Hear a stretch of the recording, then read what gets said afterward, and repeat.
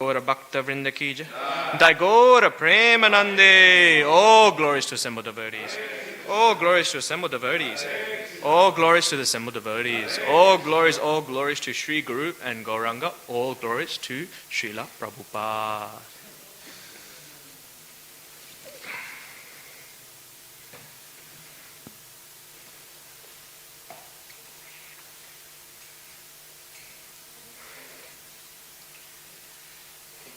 Om Namo Bhagavate Vasudevaya.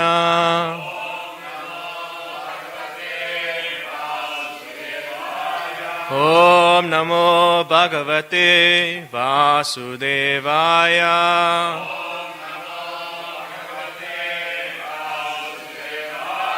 Om Namo Bhagavate Vasudevaya.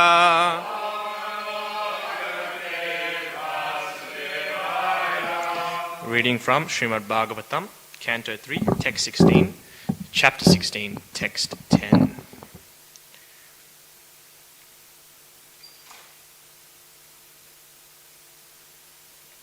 Yeme tanudvijavaran. Sorry, I've got the meter.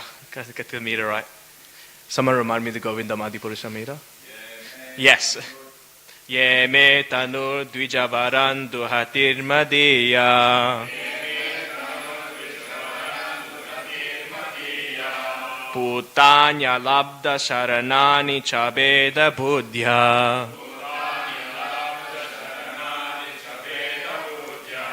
Drakshantyaga shatadrisho hi manyavastan.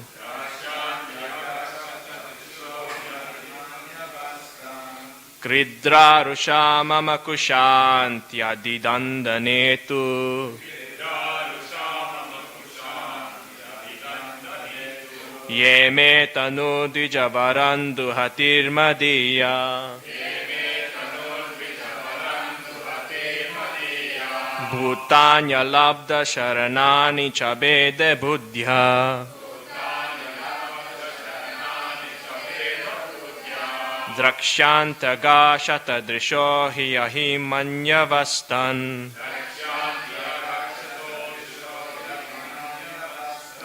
Kridra rusha mama kushantya didandanetu. Ye me tanur dvijavaran duhatir madiya. Bhutanya labda sharanani chabeda buddhya. Drakshantyaga shatadrisho hi manyavastan.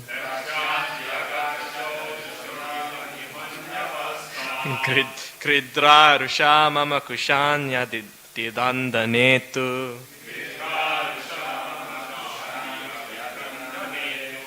Vaishnavas.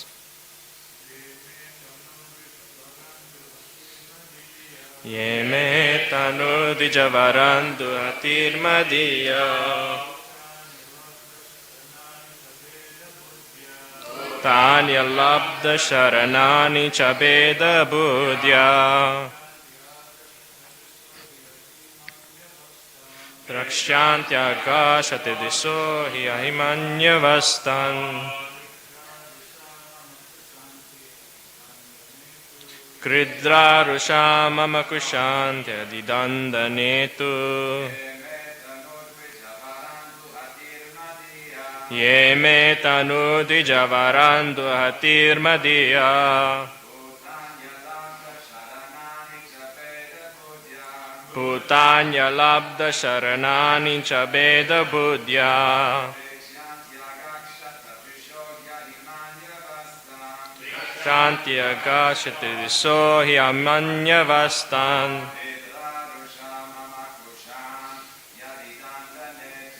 Kridra rusha mama kushantya didandanetu.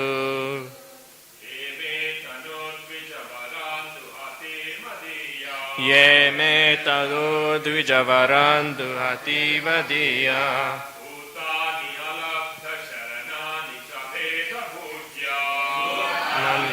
alabdha sharanani cha veda buddhya.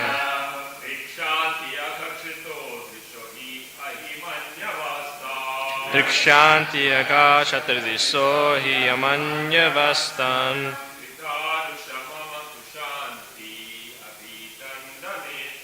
Kridrarusha mama kushanti adidandanetu. Vaishnavis.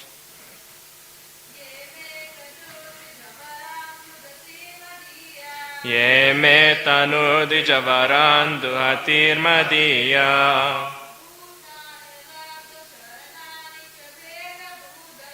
Bhutanya labdha sharanani cha veda buddhya.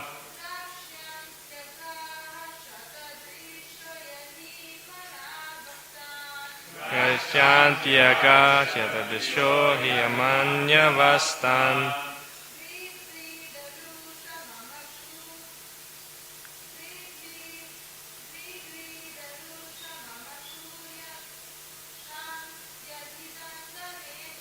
Gridra rusha mama kushana didandanetu. Yea, which persons? Me, my. Tanu, body. Dvijavaran, the best of the brahmanas. Dvati, cows. Madhya, relating to me. Bhutani, living entities. Alabdha sharanani, defenseless. Cha, and. Veda buddhya, considering as different. Drakshanti, see. Agha, by sin. Shata, is impaired. Drisha, whose faculty of judgment. He, because. Ahi, like a snake. Manyava, angry. Tan, those same persons. Gridra, the vulture-like messengers.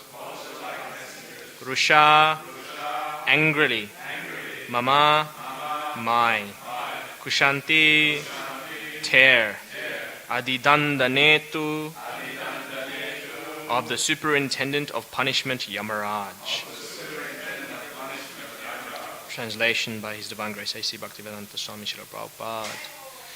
The brahmanas, the cows, and the defenseless creatures are my own body. Those whose faculty of judgment has been impaired by their own sin look upon these as distinct from me. They are just like furious serpents, and they are angrily torn apart by the bills of the vulture-like messengers of Yamaraj, the superintendent of sinful persons. Purport. The defenseless creatures, according to Brahma Samhita, are the cows, brahmanas, women, children, and old men. Of these five, the brahmanas and cows are especially mentioned in this verse because the Lord is always anxious about the benefit of the brahmanas and the cows, and is played to in this way. The Lord especially instructs, therefore, that one should be envious of these five, especially the cows and brahmanas. No one should be envious of these five. You know, when you read it and you realize, yeah, there's something wrong with what I heard. Shows somehow the intelligence was working. Jai Krishna. In some of the Bhagavatam readings, the word duhati is used instead of duhati. But in this case, the meaning is the same. Duhati means cow, and duhitri can also be used to mean cow, because the cow is supposed to be the daughter of the sun god.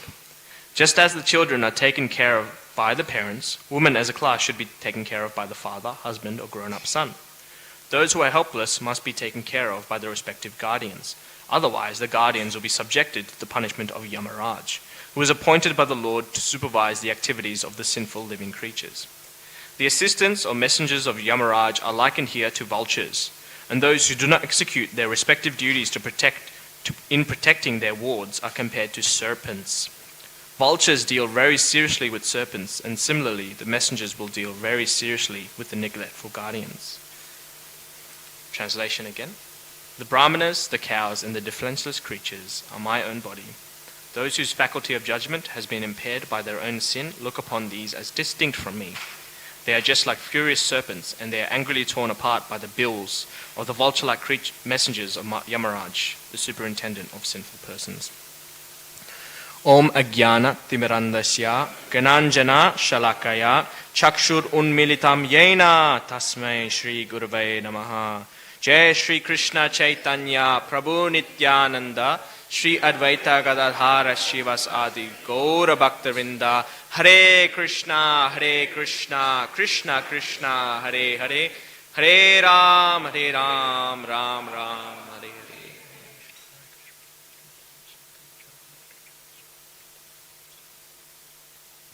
Hare Krishna, dear devotees. The Bhagavatam class. So, this string of verses, I'll admit, is actually my favorite string of verses in the whole of Bhagavatam. And it's very touching to the heart to hear what the Lord has to say in response to the events which have occurred between the Kumaras, who are Brahmanas, Dvijavaran, and the servants, the dear servants of the Lord, Jay and Vijay, who are carefully guarding Vaikuntha at the seventh gate. And the words used in these passage of verses touch the heart of a devotee who is wishing to know more about the Supreme Lord, Lord Vishnu, personality of Godhead, expansion of Krishna, residing in Vaikuntha. In response to his messengers who have committed some kind of offense to the Kumaras, which is neither here nor there, as the Acharyas say, whether it is offense or not offense, because of course they were serving the Supreme Lord himself and thinking about the Lord's satisfaction in serving him, because they are of course pure devotees in their constitutional position.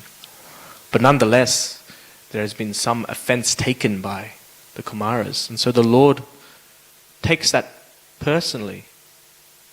And that's when devotee reads this, one of the first reactions is one of surprise, one of astonishment.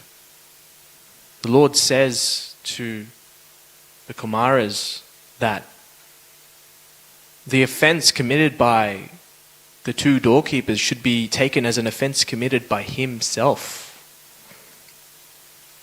That their offense is unacceptable, and that he's considered this offense of the servant to be taken as to be an offense of the master.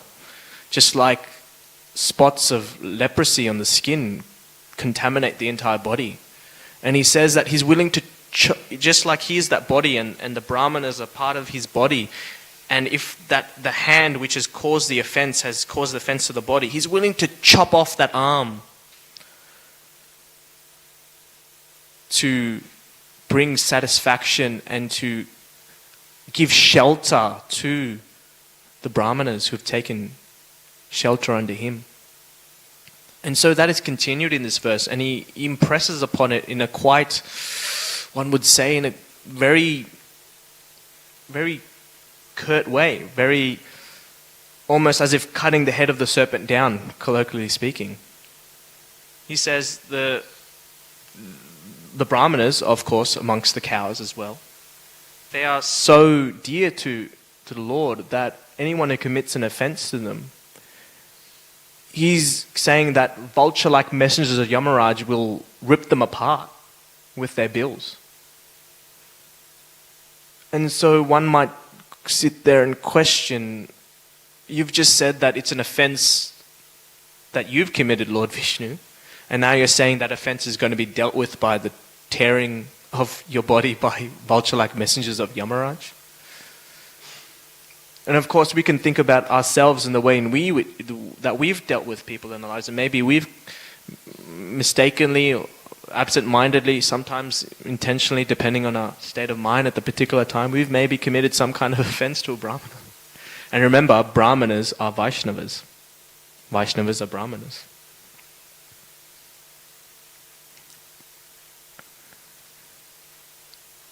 moving closely into this idea of what the Lord is speaking about, those who are defenseless and those who he protects most dearly. The defenseless creatures, alabda sharanani. Labda means to obtain or to get. So alabda means having not obtained, and sharanani, sharana means shelter, protection. There's a factoid. Sri Lanka is in Vedic times is known as Sharana Dvipa, or the land of shelter, Sharana. Those who take into the pranayama process, they chant in their pranayama, they say, Sri Krishna Sharana Mama, Sri Krishna is my shelter. They of course worship the divine in his impersonal form, but still call him Krishna. But still, Sharana, this idea of shelter, providing shelter. And if you look at these categories of those who are defenseless, not having that protection, the brahmanas, women, children, old men, as mentioned in the Brahma Samhita that Prabhupada has set out. Why are they defenseless? Why don't they have shelter? Because at least in the first category, the brahmanas, who are Vaishnavas are brahmanas, they have actually taken shelter under Krishna. Similarly, the cows, especially those cows in Vrindavan, even the cows in the spiritual world, the Surabhi cows, Surabhi Abhi Palayantam, they've taken shelter of Krishna. So is it that they don't have a shelter, and Lord Vishnu is saying that because they don't have shelter that he should protect them? No, this is the personality of Godhead. This is himself showing what he actually feels as a person. Having a unique personality, a unique traits, sets of values that he exhibits and he shows. These creatures, these people that are defenseless, the Lord considers his own body. His own body. That's how dear they are to him. The brahmanas, they've given up everything. We learn about the qualities of a brahmana. And again, Vaishnavas are brahmanas. They've given up everything for the Lord. They've surrendered their planning factory. As Devamrita Maharaj. They've surrendered their planning factory, and they've surrendered their ability or their want or desire to gain some kind of material satisfaction, and surrender it all, their all desires, all of their wishes, all of their energy into serving the Supreme Lord, and also spreading the message of the Supreme Lord and bringing people to the Supreme Lord. And so all the material factors that me, at least I'll speak from my extent, the material factors that I think I need to uphold, such as making sure the money's coming in, the rent is paid, and food is cooked, and dependents are taken care of, etc. The brahmanas fully surrender that to the Lord, knowing that the Lord will take care of those things. It's a very difficult precipice to overcome. Then moving to the cows, they simply serve what other machine is there that has grass through one end and milk through the other. That too, even when their excrement, the cow, the sani, it's purificatory.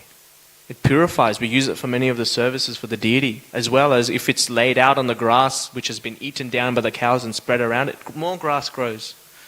So their service attitude is unlimited, the cows, which is why they should be protected at all costs.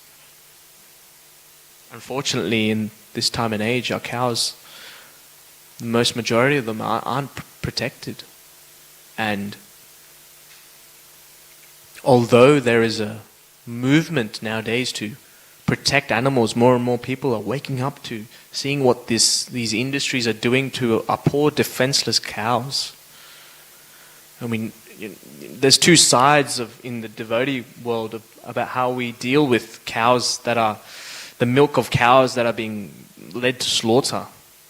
Especially when we see those videos of these poor cows when they have the machine stuck to them purposely, stuck to them First of all, when they're when their calves are born, they take the calf away from the mother, and then they stick the machine and drain it all. And then we go and we pay for this milk, and we support that activity, that harming of a defenseless creature who's only serving. There's nothing else that they're doing but serving the land, serving the people. But they get treated in this way for some material greed, for some profit. And so in the devotee world, there is a constant argument: should we purchase milk from these industries? Should we only have ahimsa? Because how can we support these industries? How can we put money into them and allow them to continue proliferating their harmful activities towards cows? And then there's also the view that if we take that milk, even though it's taken quite forcefully and harmfully, if we put it before the Lord, somehow maybe that cow might be saved. These two arguments. I'm not here to take one side or another, but these two arguments are there. But nonetheless, the principle remains the same. They're defenseless creatures, and the Lord considers them His own body. Similarly, the woman, always serving their family members. And in return for that service, they must be protected at all costs. At all costs. Similarly, the children, they're very wide-eyed, aren't they? When they come, have you seen children come into the temple or read a book or see a picture of Nrsimhadev? They go, oh wow. They're just little faucets, and you can put as much into them and they'll take it all in. Because they have their hearts haven't been hit by the brutal nature of this material life as we have it when we try to enjoy it, especially in adolescence. As children, they are simply dependent on their wards, their guardians.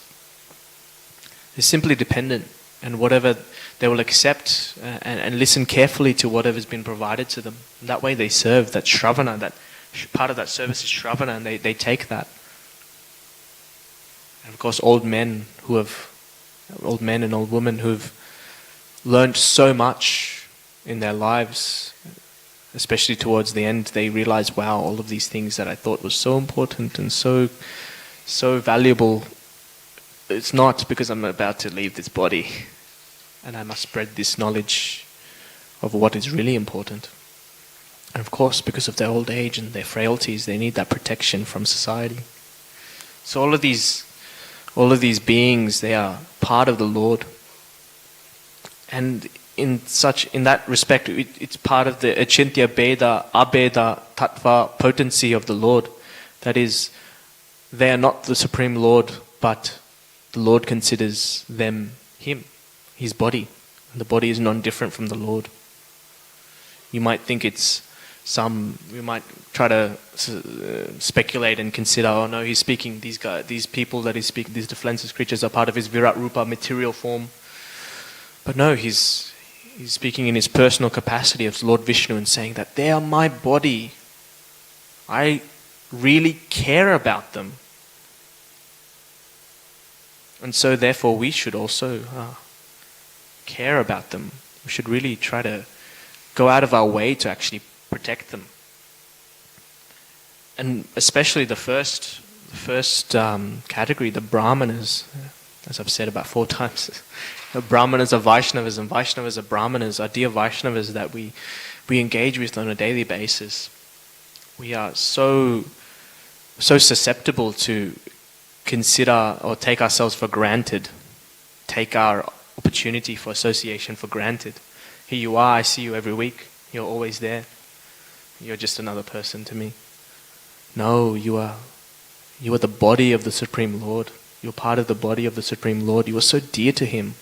After so many lives of crawling through the mud in this material world, you've come. Here you are before the Supreme Lord at their Lotus feet. You are so dear to Krishna. We are in this practice of devotional service, Lord Chaitanya mentions, we are engaging in watering the tree of bhakti, or our own lata bij, our bhakti lata bij, our seed of bhakti, which grows into a beautiful plant. What are we doing in this process? Why are we doing it? We should always ask them, why am I in bhakti? Why am I doing certain things? Like in the morning, sometimes I look around and see, how many times do we bow down in the morning program? How many times?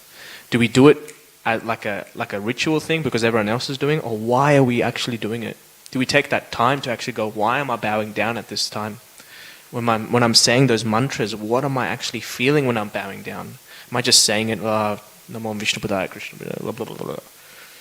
Or is there some kind of intention in what we're trying to do? Similarly, in this bhakti practice, we always, at every moment, it's always conducive to ask, what am I doing in this practice? Why am I doing this practice? In searching for that answer, Lord Chaitanya Mahaprabhu tells us in Chaitanya Charitamrita that we are growing our fruits to be tasted by Lord Krishna. That prema, the fruit of prema, which is so tasty, this service, devotional service, which is provided undivided, unmotivated. Ahaituki aparti hata yayatma suprasidati. That bhakti which is rendered with no ulterior motive, with no desire for one's own gain. And that love that is provided, the Lord tastes that like a ripened fruit. And He enjoys it. That is what we're trying to do in this bhakti practice. We're trying to please the Supreme Lord. And in growing that bhakti lata bij, there is so much careful attendance that each and every one of us must take to. That bhakti lata bij, just like we're speaking about defenseless creatures, that bhakti lata bij is a bit defenseless when we're doing bhakti. We have to set up our gates, our fences. And one of the most important matters to take into account is that hati mata, that mad elephant, which is known as Vaishnav aparad, or offending the devotees, offending the brahmanas. And we speak about it all the time. But it's not just a temporary measure, a temporary precaution that we take to in this material world. It's one that we have to commit to for the rest of the time that we exist. Rest of the time that we wish to serve Krishna. Because as we remember, the two doorkeepers, where are they? They're in Vaikuntha, they're in Paravyoma, the sky beyond the sky. They're in the constitutional position, yet still there was an offense there. And they should have taken care. So that says that even when one is in their constitutional position, even when one has achieved Salokya and Sarupya, because you know that Jay and Vijay, here they are, they've attained the form of Lord Vishnu, they've got 4 arms, they have the face of Lord Vishnu, they live in the same residence as Lord Vishnu, even they committing offense. So we must commit and know that it's not just some kind of temporary measure in the material world that we do here, that I will not commit an offense to a Vaishnav. It is one that we must promise, and we want where we must take full care for the rest of the time that we exist. This, because the Vaishnavas, they're so dear to Lord Vishnu, to Lord Krishna. They're His body. Actually, sometimes we try our very best. Most of the time we try our very best. And usually when things are going good for us mentally or physically, when things are going good, usually we're very careful, because we have that capacity, that ability to think and to discriminate of what should I say at particular moments.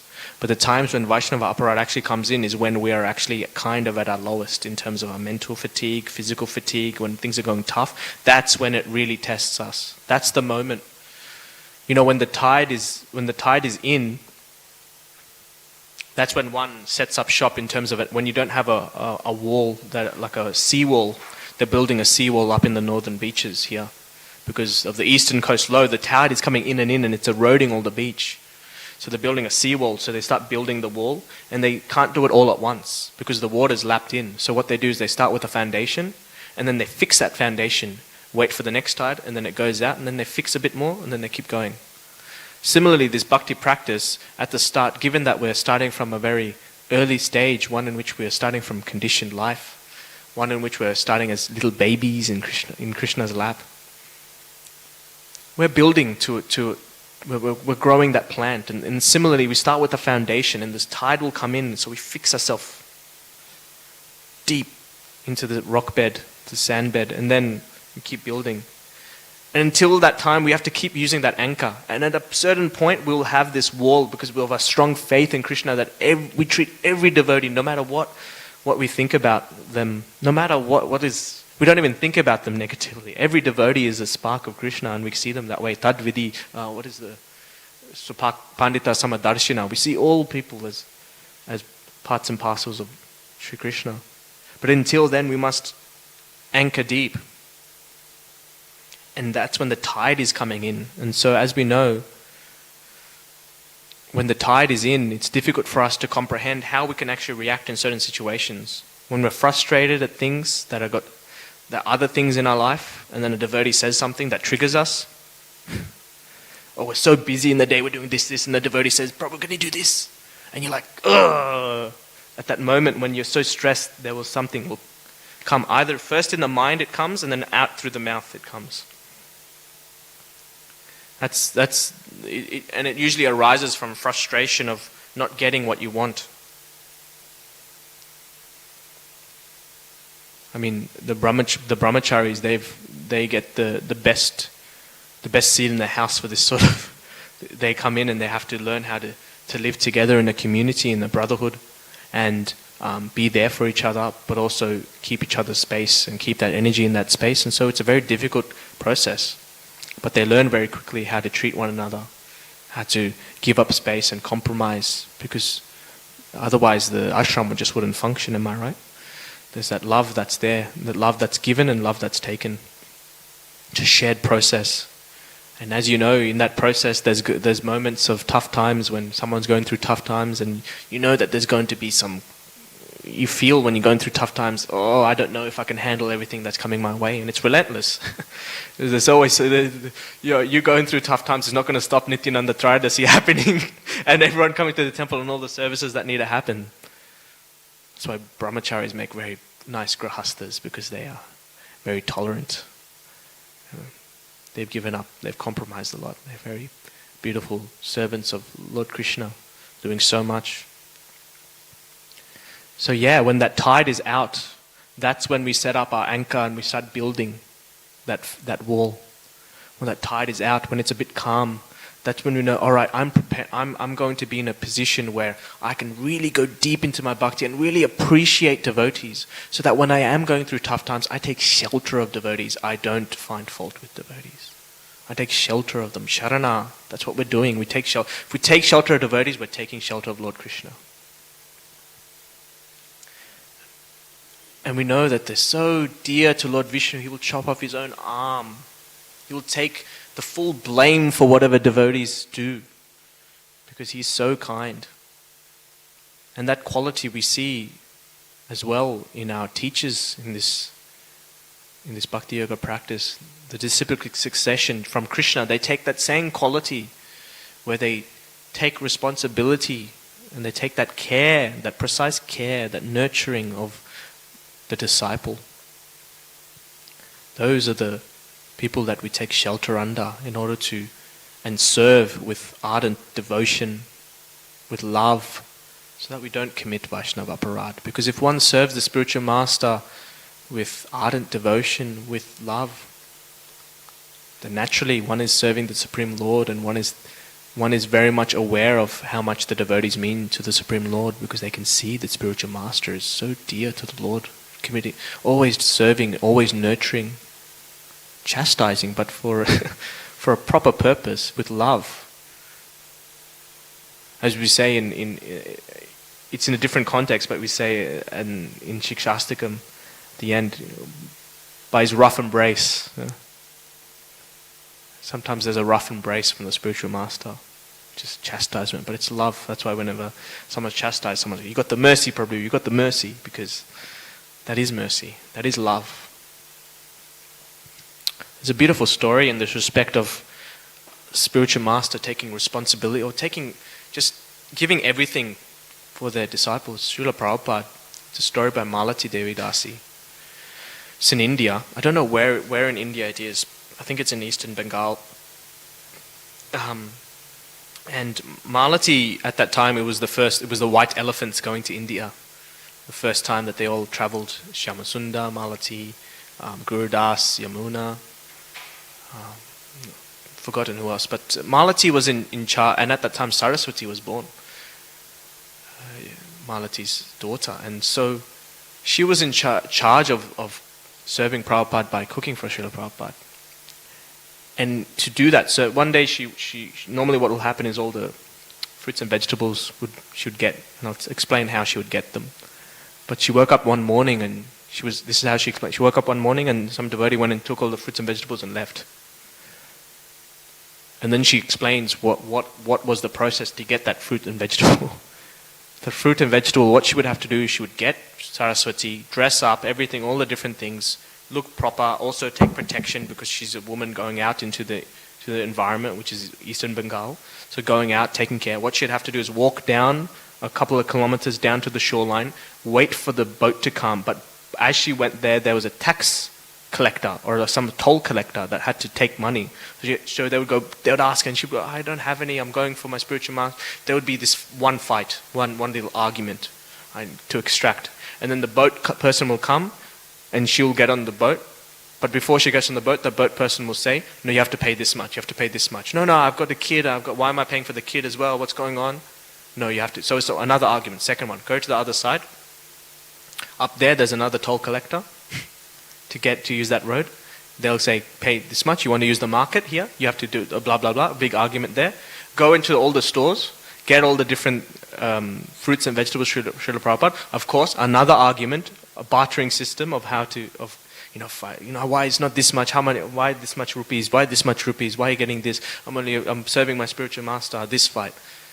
And then, on the way back, same, toll collector again, another fight of how much they pay, and then the boat person, and then another toll collector, and then back. To get all of the fruits, vegetables, and offering for Srila Prabhupada. And one morning, some devotee came and took it. But somehow she made, and then with great stress, with all of the limited equipment she had, one burner, one little stone chopping block, limited equipment, she'd make it all for Srila Prabhupada. And she was definitely experiencing some frustration at this point, and that mental feeling of like, this is getting a lot, and this is every day this circumstance was happening. So in a short while after that, she was doing that, and she was thinking in her mind, this thought was happening, maybe I shouldn't do this service anymore, maybe it's interrupting my service. And Prabhupada was actually, she noticed that Prabhupada, what he would say when she'd serve, he would say, this is not good. One day he always say, and that she would fix it and get it better the next day after doing all of the stuff. She'd get it and be really careful and make sure she got another ingredient to make that dish better. And then Prabhupada would say, no, that is not good. Other thing is not good. So there would be this kind of interaction. So she's feeling she's not serving Prabhupada. And she's doing all this, and then in her mind she's feeling all this anger.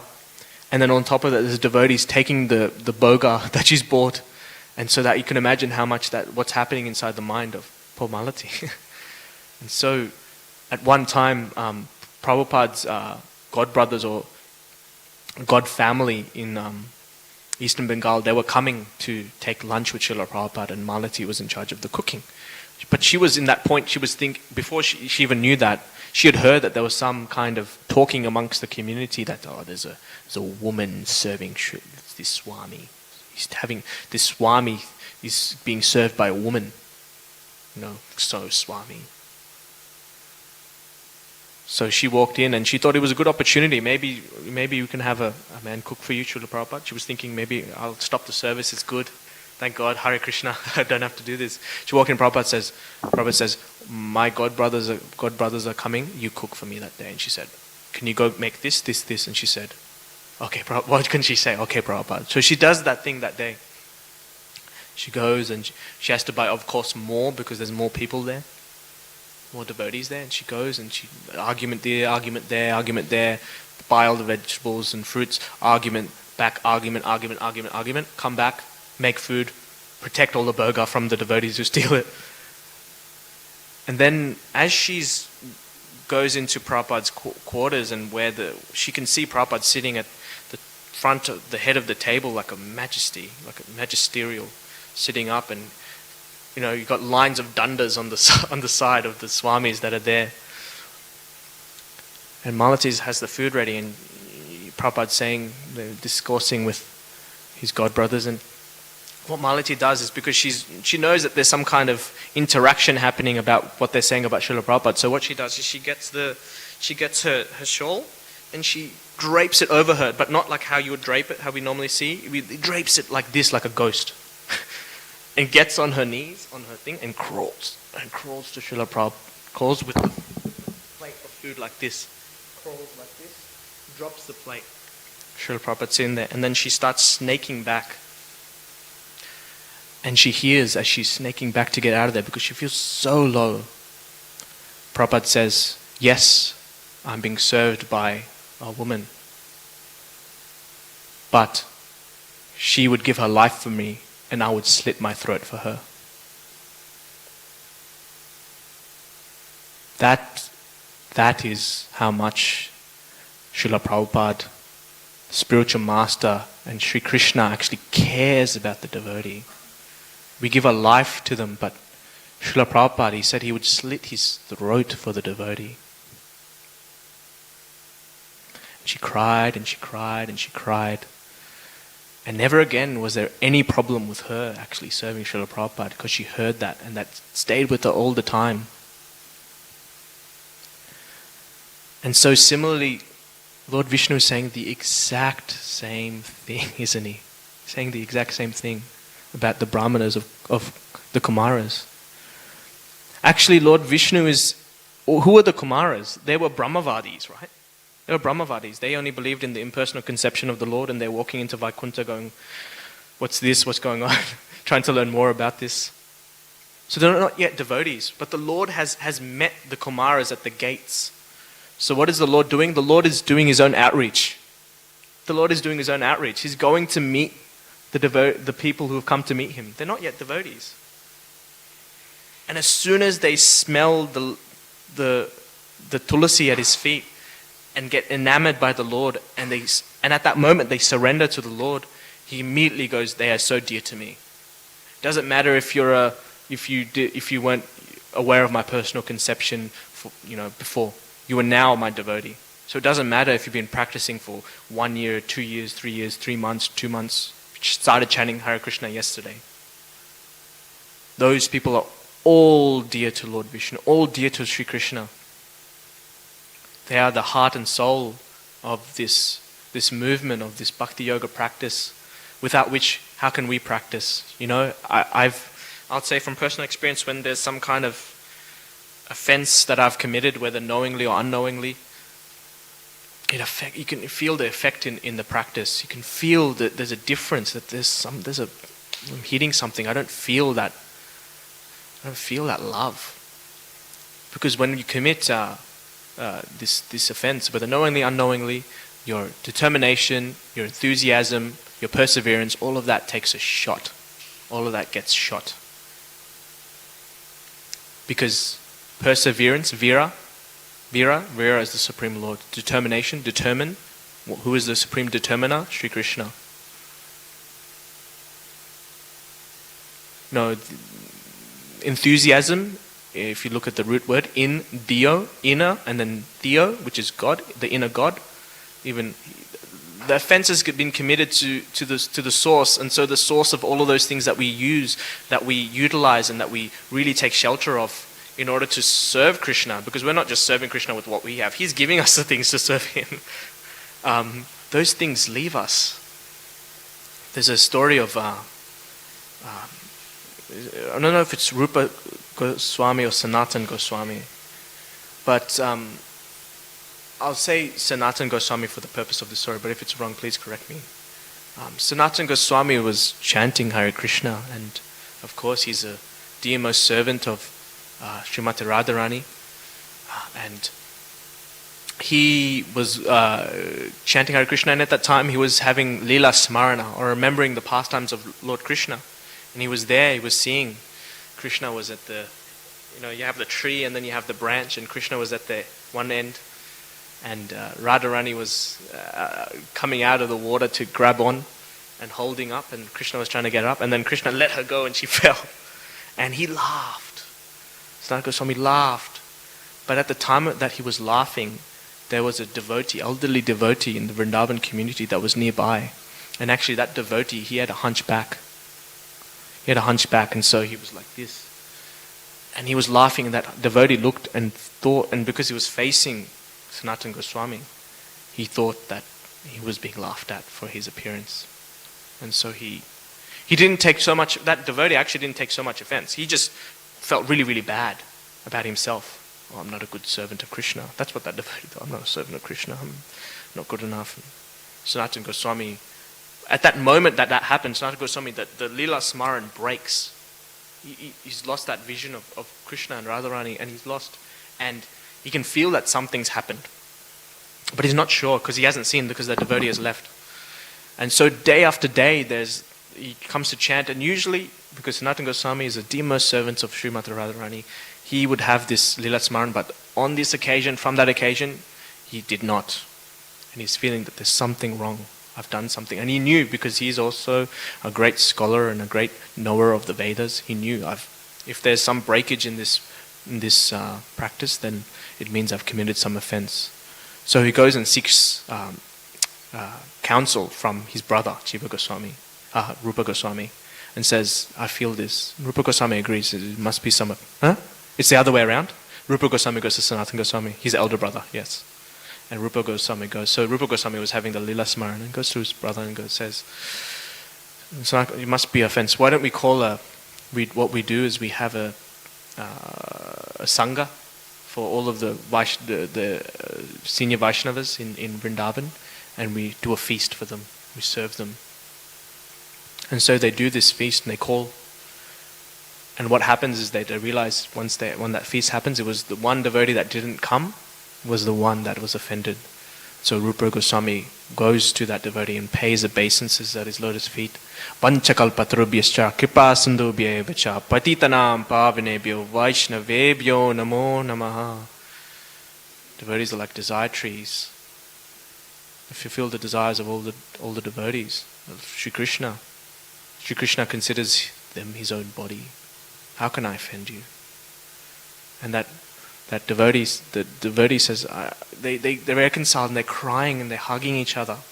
It was just so discreet. He wasn't even laughing at him. That's how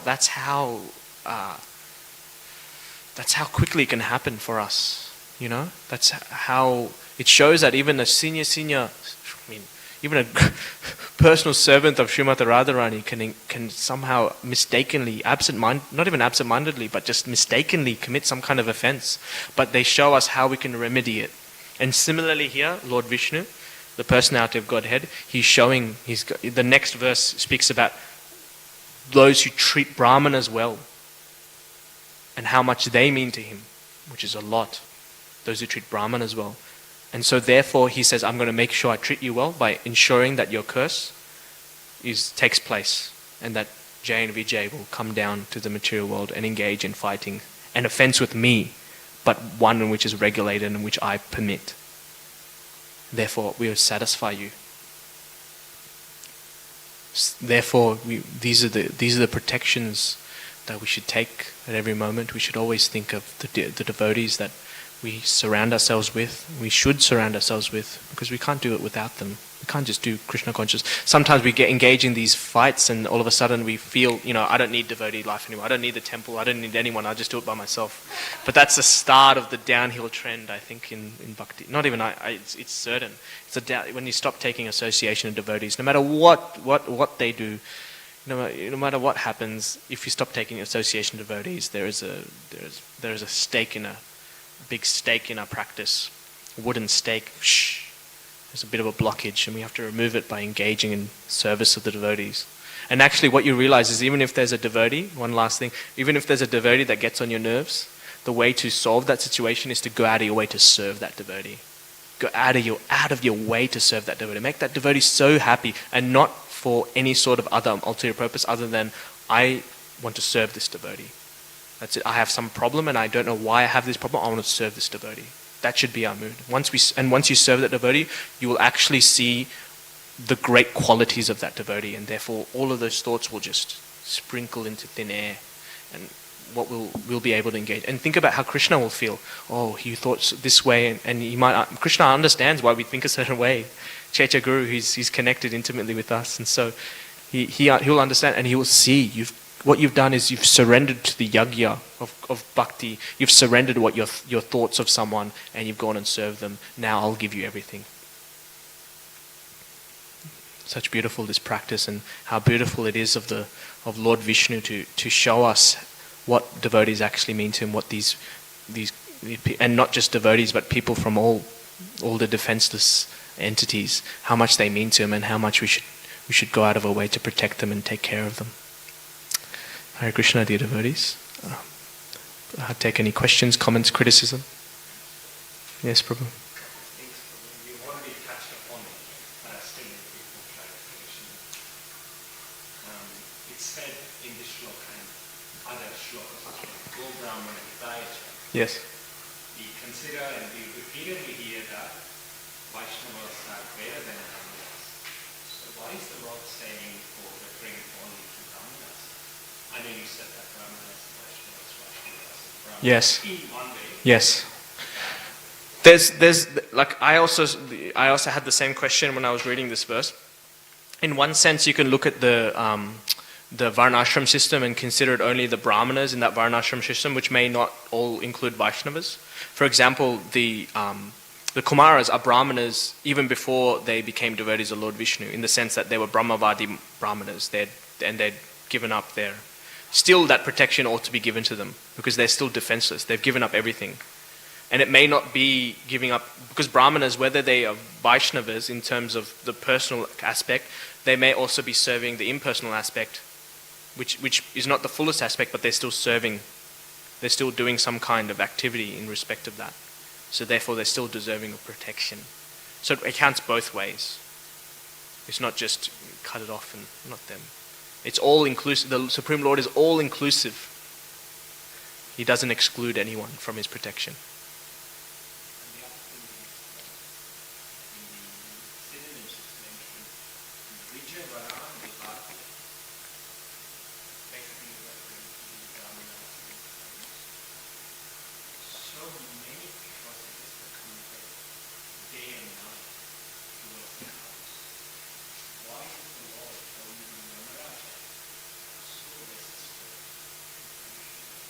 You think they're resistant, Prabhu?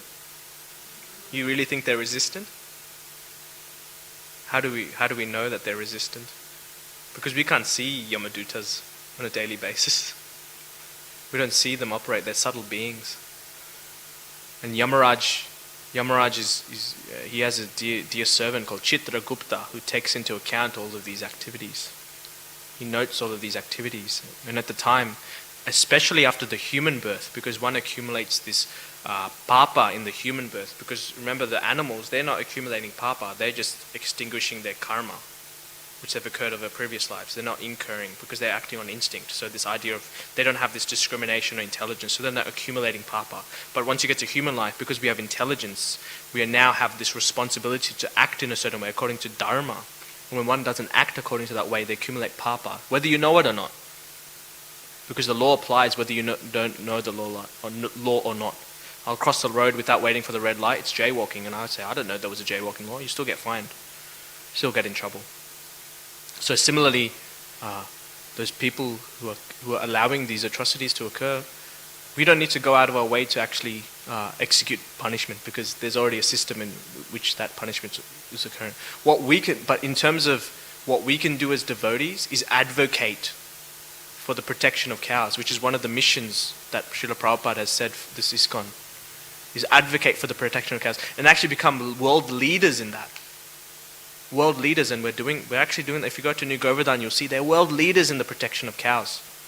And they'll even admit, we can do better. And the more we have these cow protection societies, we all get the milk from mother cow dairy, right? And we support them and don't support the other industries. I mean, notwithstanding the fact that there must be some kind of deity service which we've promised to Krishna, and the deities will take care of those cows. Of course they will. He will. But for our own consumption and our own ability, we should always take a stand for this. And it's an instruction that I actually received from a Guru Maharaj in a lecture, that he says this idea of just getting the cow's milk and offering it to Krishna is like saying you got a drop of water from your Yamuna river, and you come and bring it and you drop it into the Sydney water supply and say now it's all Yamuna. It's not the same. It's not the same. We are changing. This 10,000 year golden period is a change in this practice, and we should really bring that forward. We devotees are in a prime position in order to be the most forefront leaders in the protection of cows and show society how to do it properly, because you know that cow is the dearmost servant and the dearmost body of Lord Krishna, and Krishna is Govinda Gopal, and so if they're under the protection of him through his devotees, then nothing can happen to them, and the society will actually go forward. Actually, most of the difficulties we're experiencing, that the Adi Devic experiences, floods, pandemic, war, pestilence, etc., it's coming from the treatment that we've exerted on poor defenseless creatures such as cows. But the punishment's there, Prabhu. Don't think it's not happening behind the scenes. There's a lot of servants of Krishna behind the scenes. This time, any last comments?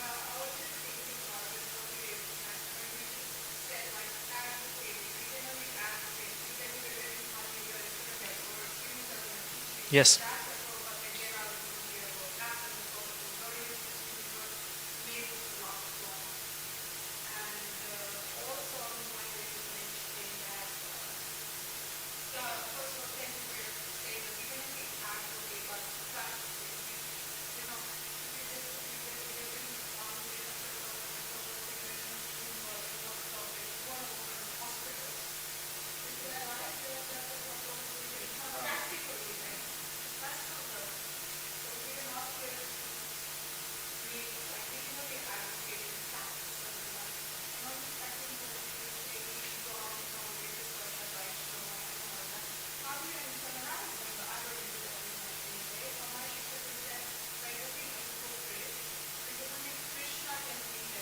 Mm.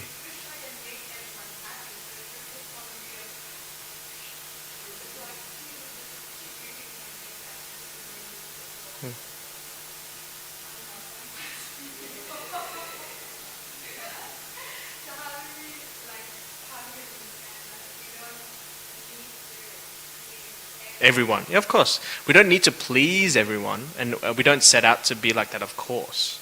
But in the sense of, we should always maintain positive relations as much as possible. We shouldn't, when I say go out of our way to please the Vaishnavas, I'm talking from a perspective of those ones that are in your circle, that you engage with on a daily basis. Because you have a relationship with them, whether you like it or not. We have a relationship with them, so it's a very good point. Sometimes you may not get along with someone, right? But it doesn't mean that the offense has taken place. You just make sure there's a discriminatory action that we take place. We know that